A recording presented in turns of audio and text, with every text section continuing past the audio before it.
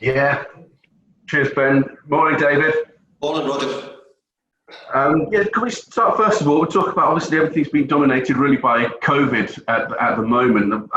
Steve Bruce has suggested that it's morally wrong to continue playing during this lockdown, and particularly when we see teams struggling to put an 11 out on the field. Where do you stand on that? Well, actually, I've got a lot of agreement with what Steve said, but my real feeling is that football's playing such a big part of a lot of people's lives. Unfortunately, everybody's at home at the moment. We're in lockdown, and I think the football's helping many people. So we chose to come back last year. We thought it was the right thing to do to get football back, and from that point of view, I'm happy football is back. But we have to remember that the players are the ones who are taking risks every week. They continue playing. They have to go back to their families. So we have to say that the players are the ones who are really, out there taking a lot of risks. And even though they are tested, and we're all tested regular, it's still a big risk that they have to take part in travel. They have to fly to games. They have to stay in hotels. So all those things make it quite difficult for the players as well. You mentioned their players taking risks, and they are taking risks to go out there, but we have had incidents, including one of your own players who have broken protocols as well.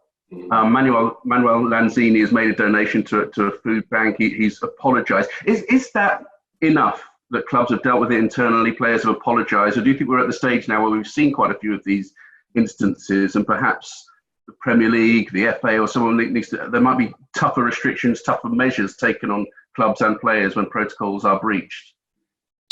Well, if you're going to take tough measures on players, then you might as well take them on the government people as well who broke the rules, because it's certainly not just football players who've done it. And you've got to be careful, Roger, that a lot of people are throwing stones in glass houses at the moment regarding this. And from that point of view, we all know what the protocols are. We all know we have to be, to be ever vigilant and make sure we're doing the right things. But we can all make mistakes as well. And Manuel Lanzini understood he made a mistake.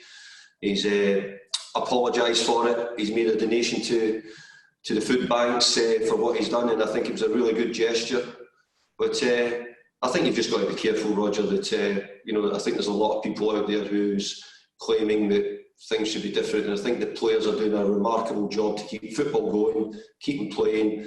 And now and again they will make mistakes. There's no doubt about that. Can we move on? Obviously, the transfer window is open. A couple of players have departed. Sebastian Haller's gone. Robert Snodgrass as well. First of all, what was the thinking behind letting them go? And can we assume that letting them go means that there'll be replacements coming in for you? I think the Seb Haller situation was simply that we got an offer. We didn't expect it. We weren't planning to lose Seb in this window. He's done great for us because he's won us a few games recently by his goals. So we wish him well. I think it's a really good move for him to go to Ajax, and it was something which maybe if we didn't take this offer now, we wouldn't have maybe got it in a later stage. So we just felt it was the right thing to do, but it certainly wasn't planned. Robert Snodgrass was coming out of contract in the summer, and with us having Yarmolenko and Jared Bowen playing in a similar position, it made it something which we wanted to help him. Snoddy's been fantastic for the club. He's a great character, and he's great around the club. We didn't want to lose him for those reasons. But also at this moment in time, I couldn't guarantee him that I could give him another contract for next year. So we felt the right thing to do and the fair thing to do was to allow him to move on. And talking about Seb Haller there, and you're sort of suggesting it was good business for the club and it was a good offer, but it wasn't planned, which means for you, you're down a player. We're seeing names being linked: Eddie Nketiah, Josh King. And what sort of stage are you in at the moment in terms of replacing a player that you hadn't intended to lose? Are you at the talking stage, the bidding stage in terms of replacements? Well, one thing you need to do as a manager, you need to make sure that you have spaces to bring people in. If you don't have spaces, then all you do is gather players, and it becomes more difficult. So part of the job is to create room for it. We've now created room that we can bring players in. Are we ready for that? No, not really. No, but we'll go along and we'll do what we can, and we'll try and bring in what we think is the right players.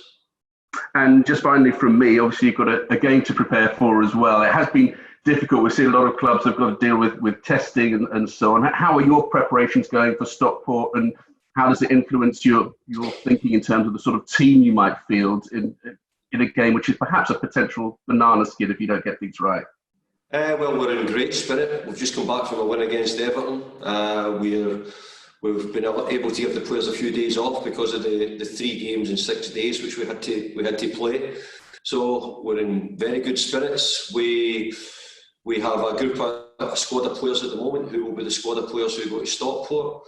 You know, most people who will understand that most clubs have not been able to use their young players because we're not able to get them tested. They're not able to train with us, so they're outside the bubble. So for many reasons, there's lots of reasons why we certainly won't have a team full of young players. That's for sure.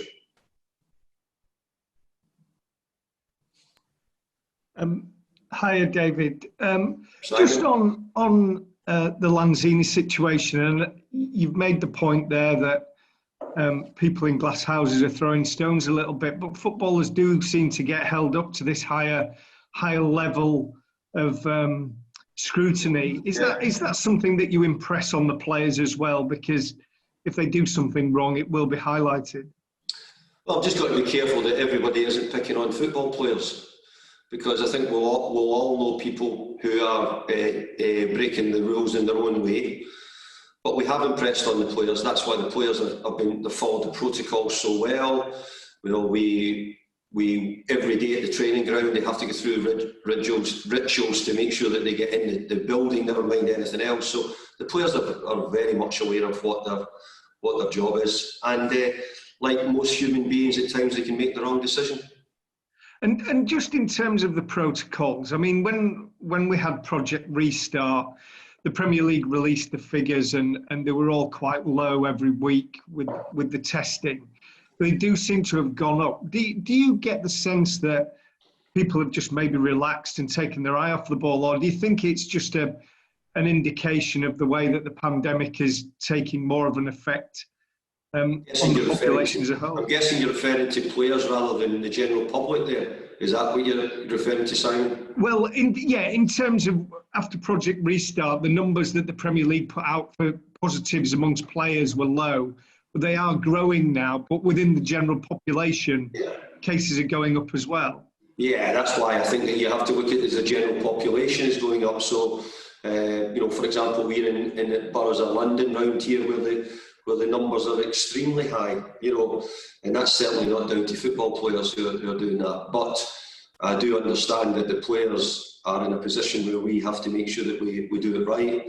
But again, the players take a lot of risks. They play at the weekends, they play in midweeks, they have to travel, they have to stay in hotels, they have to go by bus, they have to be around days.